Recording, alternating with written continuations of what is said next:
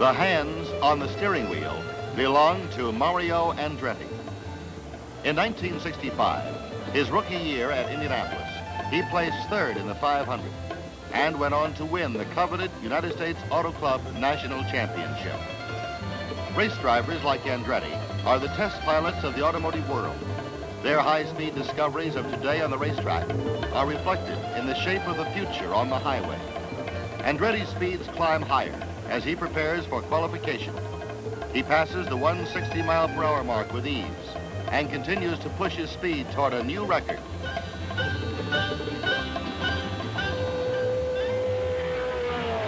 But at these speeds, disaster begins in a split second.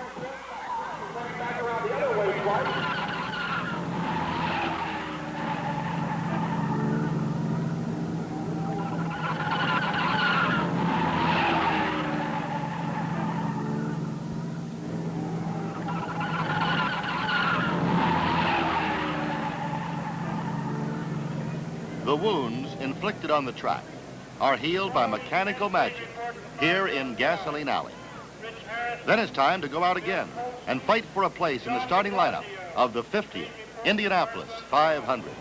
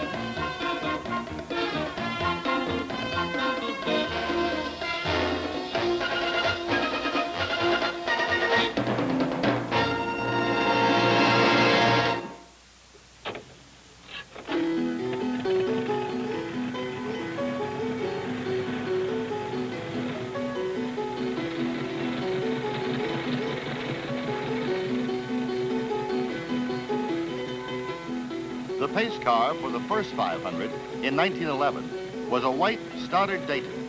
Carl Fisher, who built the Speedway, was behind the wheel.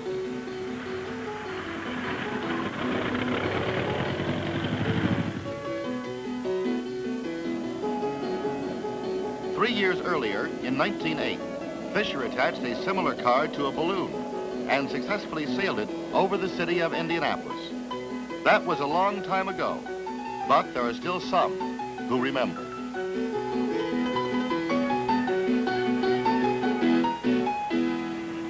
Well, I think so far as engines are concerned, we'll see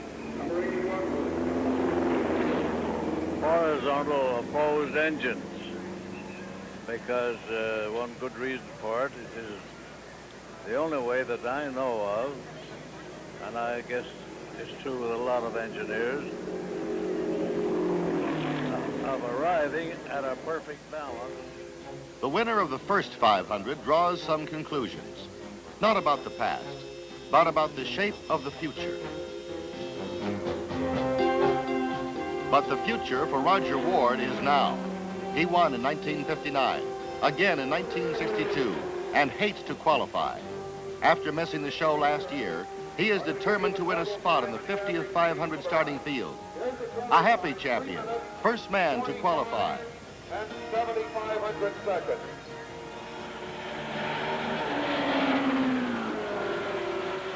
On the track, Graham Hill from London turns 4 laps at an average of 159.243 miles per hour.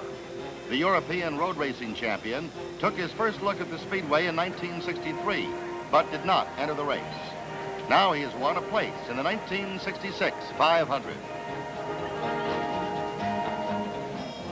The national champion, Mario Andretti, drove one unofficial lap of 168 miles per hour during morning practice on the first day of qualification. An hour later, he has to do it all over again. And this time, the pressure is on. Whatever speed he makes is official, and his starting position for the race hangs on the 4-lap performance. He must make this record under the watching eyes of more than 200,000 first-day racing fans.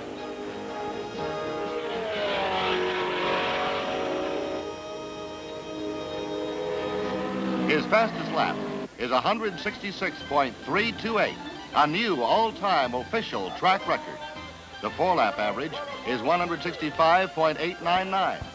Mario Andretti has put the pole starting position almost beyond the reach of his competition.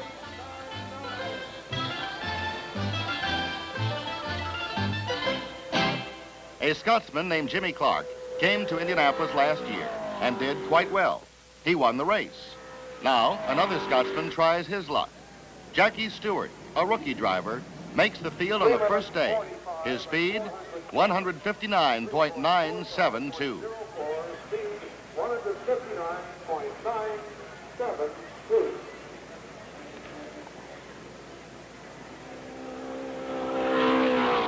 Parnelly Jones was the first man in history to break the 150-mile-per-hour barrier in qualification. That was in 1962. Now, 4 years later, his qualifying speed reflects a 12-mile-per-hour increase. The 4-lap average is 162.484. The former winner will start in the second row.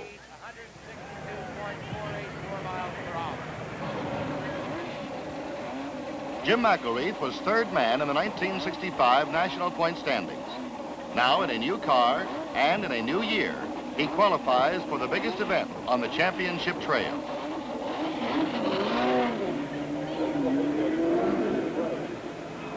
His average speed is 160.908 miles per hour.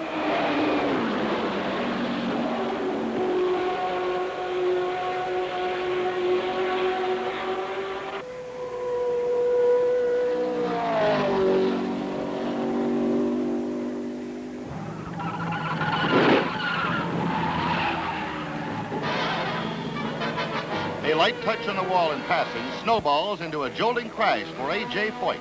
He climbed from the car unhurt, but Foyt will not qualify today. Afternoon winds slow down qualifications. Jimmy Clark, last year's winner, waits until very late in the day for the best track conditions. He is mindful of the speed he must attain to win the pole position, and he's been there before. His speed climbs into the 164-mile-per-hour bracket, a full mile an hour slower than Andretti's speed. Clark takes the checkered flag and pulls in. He will start the race in the middle of the front row. 164.144. The next day, a very thoughtful A.J. Foyt considers the situation. The best starting positions are gone, and waiting for the second weekend will only put him further back in the field.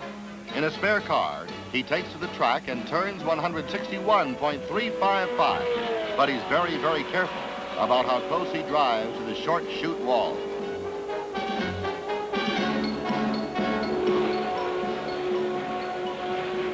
Suddenly, in the main straightaway,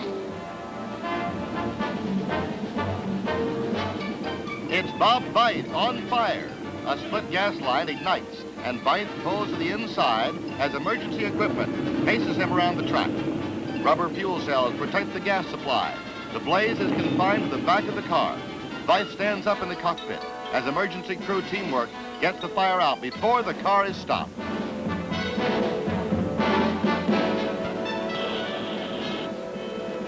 In the week that follows, drivers try every which way to build speed.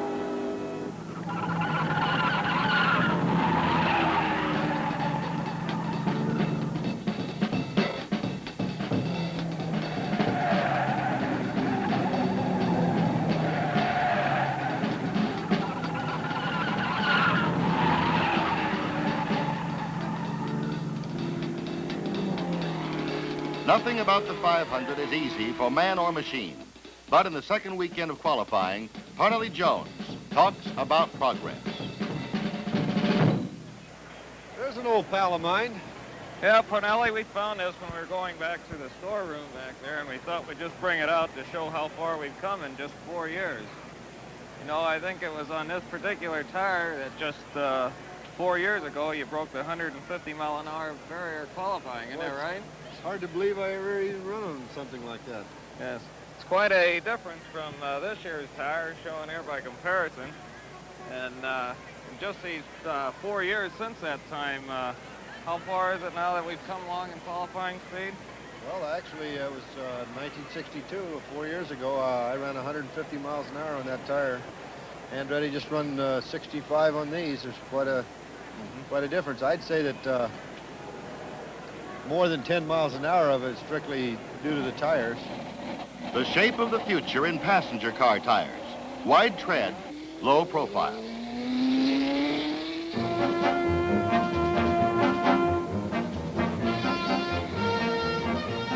Arnie Knepper on the track qualifies at 159 plus miles per hour. Take a good look while you can at a modern day antique. Bobby Grimm qualifies the only front engine roadster to make the race.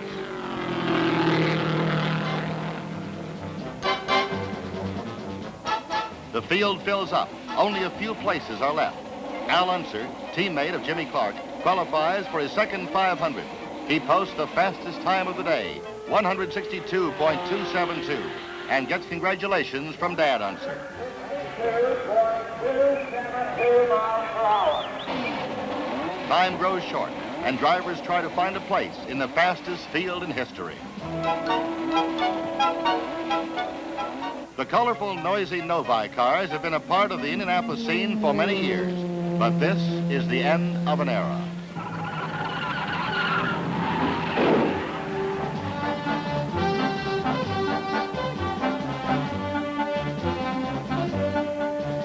The hopes and dreams of some are lost in crumpled metal. Others find their defeat in the irrevocable figures on a timing clock. But the field is filled. There are 33 men and machines ready to start the 50th 500.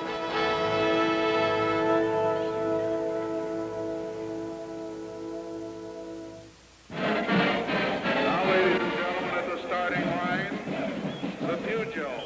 In 1916, Dario Resta drove this Peugeot to victory.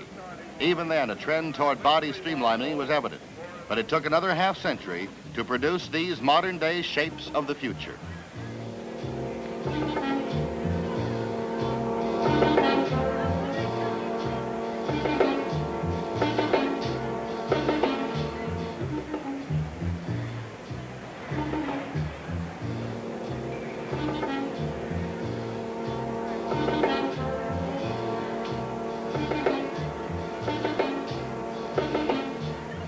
"29 days in May have flown by. The fastest 33 men and cars have been selected. And now the whole month, in fact a year of work, will be reviewed in a matter of hours to determine what magic concept in speed will direct the trend of the future.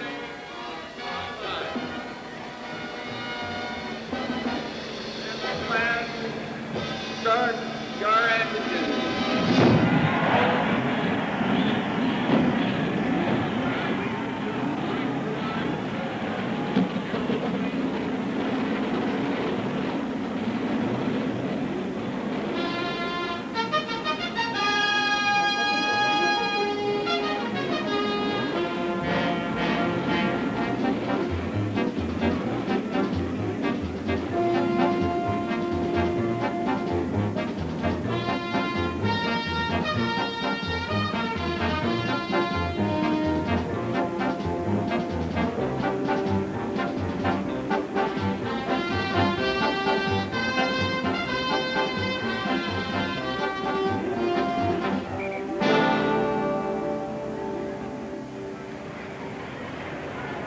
The pace car goes up, and the green flag is out, and the race is on.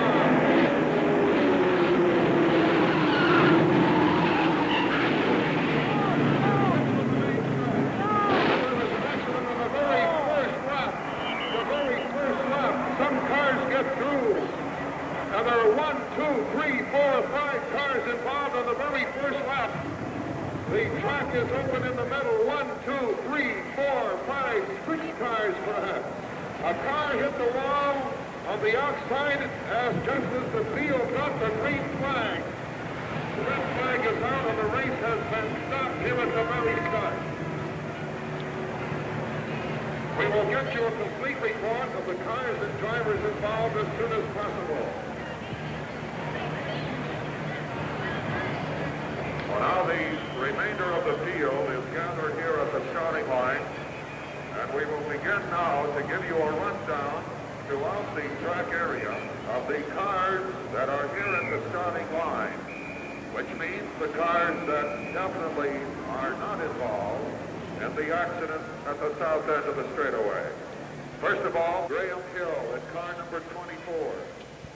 Parnelli Jones. Stunned, the drivers wait for the track to be cleared. There were no injuries. There was one fire caused by a broken gas line, but rubber fuel cells protecting the gas supply in each car averted what could have been a fiery disaster. The race is restarted, but 1/3 of the field is missing.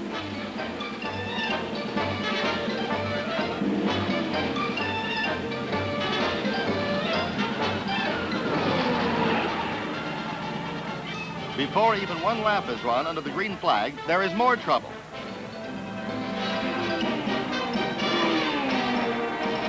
Johnny Boyd leaves his car against the first turn wall.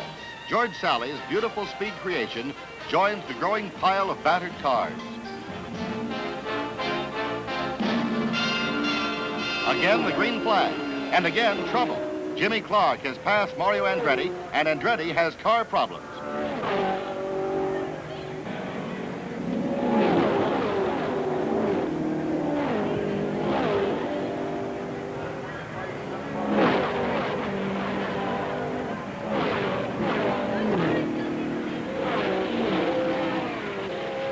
Smoke pours from the pole-winning car. Andretti gamely stays with it, hoping the situation will improve, but it doesn't. After one trip into the pits for fresh plugs, Andretti is forced to accept the fact that the race he hoped to win will go to someone else.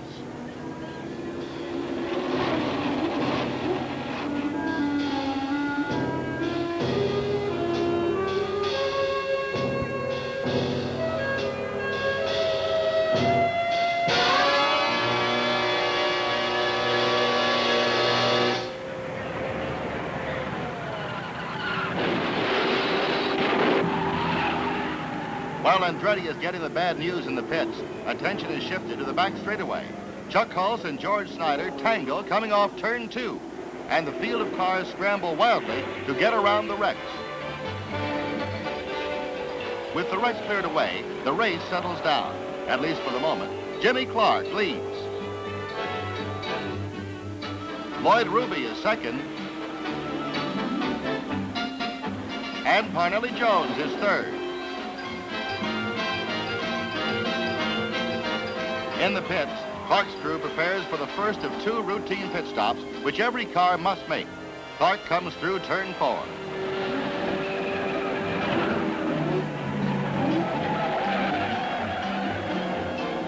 Well, he was going to make a pit stop anyway.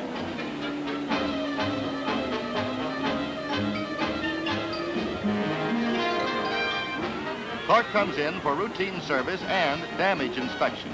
The lead passes to Lloyd Ruby. But with the caution light on, others make their mandatory pit stops. Jackie Stewart is in and out in a hurry. Then Graham Hill. And Lloyd Ruby, relinquishing the lead to Clark again. For Roger Ward, it was not a pit stop. Mechanical problems made it the end of the race and the end of a 20-year racing career. A champion retires and walks into history. Now Clark leads, and Lloyd Ruby trails by 19 seconds. Clark has only to maintain his speed and scheduled pit stops to win the race.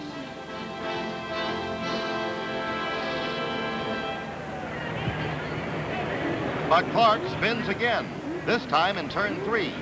He makes an unscheduled pit stop for inspection, and the shoe is on the other foot. Lloyd Ruby now has the lead.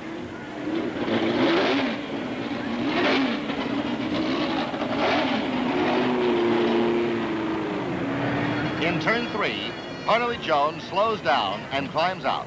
Bearing failure on the left front wheel puts the former winner out of the race on the 87th lap.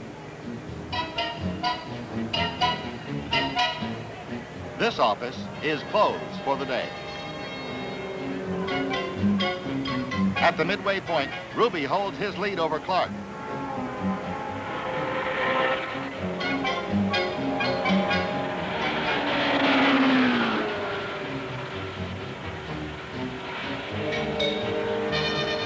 Finally, Ruby comes in for his second scheduled pit stop. Clark moves into the lead, but by a very slim margin.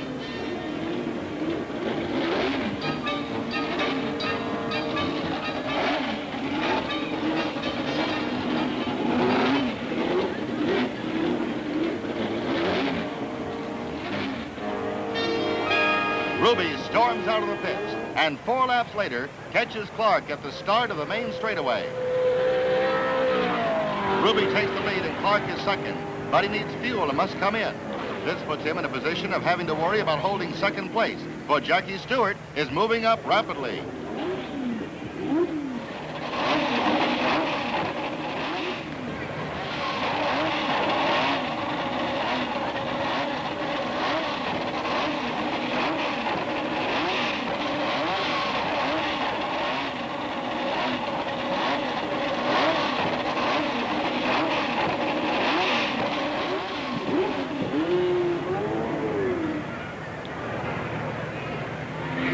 Back in the race, Clark is unable to maintain the pace set by Ruby and Stewart. He drops back and is passed by Jackie Stewart.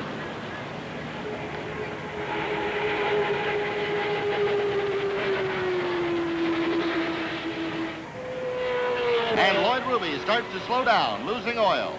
Ruby comes in after leading the race for 68 laps. The gentleman from Texas draws a round of applause from the crowd.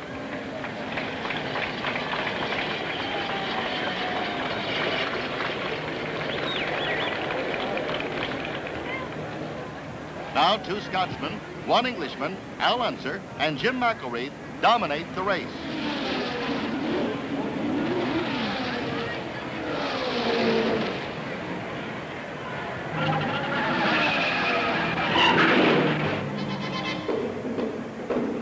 It's Al Unser at the beginning of the main straightaway. He climbs out unhurt, but his hopes of finishing his second Indianapolis 500 are gone. Graham Hill passes Jimmy Clark, but Clark thinks that Hill is still a lap behind. What Clark doesn't know is that earlier, on Clark's first spin, Hill had already quietly slipped up in the confusion. Jackie Stewart begins to slow down. His oil pressure is almost gone. Only a few laps left to go, and all he has to do to win is finish. But it's not to be. The car quits in the backstretch, and the rookie Scotsman heads for the finish line on foot.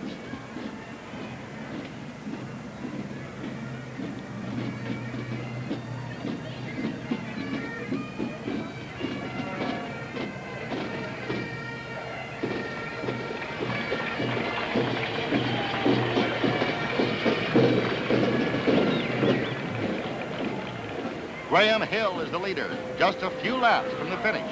He tours the track smoothly and takes the checkered flag. The Mecum Racing Team holds a celebration.